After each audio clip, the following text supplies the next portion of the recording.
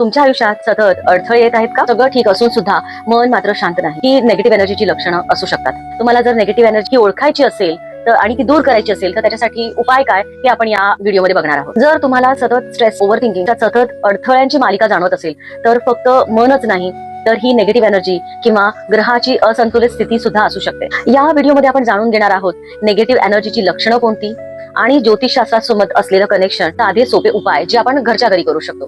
मी एक एस्ट्रोलॉजर आणि recce healer म्हणून तुम्हाला एनर्जी ब्लॉक्स हे दूर करण्यात मदत करते. पुणे इथे आमचं ऑनलाईन कन्सल्टेशन, ऑफलाईन कन्सल्टेशन सुद्धा अवेलेबल आहे. आता ही लक्षणं कोणती? सतत येणारा थकवा, तुम्हाला काम करताना एनर्जी कमी, मेडिकल टेस्ट व्यवस्थित असून सुद्धा तुम्हाला निगेटिव्ह वाटणं, ओव्हर थिंकिंग येणं, सतत मूड स्विंग्स येणं, घरात काही कारण नसताना भांडण आणि टेन्शनचं वाढणं. आता याच्यावर उपाय योजना कशी करायची? तर मंत्र जप.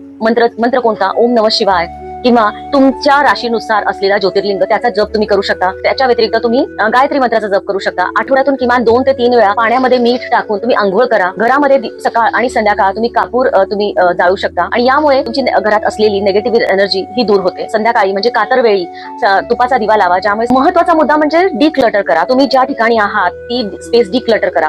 जेव्हा तुम्ही आपल्या अवतीभोवती स्पेस डिक्लटर करता, डिक्लटर म्हणजे तुमचं जे कपाट आहे, शू रॅक आहे, पुस्तकांची कपड्यांची कपाट आहे, हे जेव्हा तुम्ही डिक्लटर करता त्यामध्ये साचलेली जी निगेटिव्ह एनर्जी आहे ती दूर होते. डोळे बंद करून स्वतःच्या भोवती एक पांढरा प्रकाश आहे, तुम्ही देवाच्या सानिध्यात आहात, ईश्वराच्या सानिध्यात आहात असा विचार करा. सूर्याला रोज अर्घ्य द्या. महिन्यातून एकदा तरी, किमान महिन्यातून एकदा तरी दान धर्म करा, कारण दान धर्म केल्याने तुमच्यामध्ये पॉझिटिव्ह एनर्जीचा संचार होतो.